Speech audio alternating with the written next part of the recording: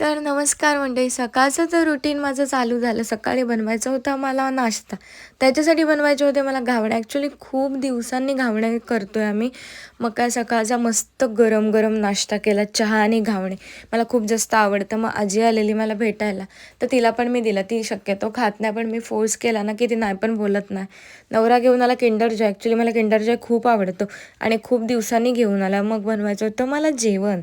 जेवणाला बनवायची होती मला भरलेली भेंडी. त्याच्यासाठी मी काय केलं, खोबरं घेतलं, त्याच्यामध्ये सगळे मसाले ॲड केले, परत त्याच्यात लसूण घातला, मिरची, कोथिंबीर हे सगळं मिक्स केलं आणि मिक्सरला लावलं. त्याच्यामध्ये भरलेली भेंडी बनवायची होती. सो त्याच्यासाठी भेंडी मधून अशी चिरून घेतली आणि त्याच्यामध्ये जे मी मिश्रण बनवलेलं ते सगळं भरून ठेवते. ही रेसिपी ॲक्च्युली मला मम्मीनी सांगितलेली, कारण मम्मी ही बनवायची.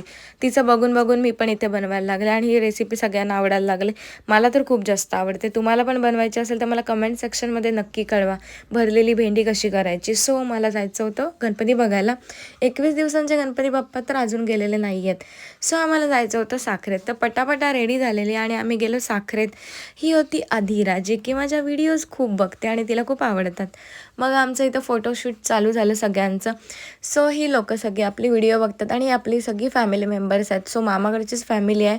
ॲक्च्युली संयुक्तीच्या मामाकडची फॅमिली आहे, जे की माझे पण मामाच झाले. सो आम्ही सगळीजणं खूप एन्जॉय करतो आणि फोटोशूट वगैरे केलं आणि खूप जणांसोबत टाईम स्पेंड केला, तर खूप मजा आली. सो भेटूया उद्याच्या ब्लॉगमध्ये. बाय.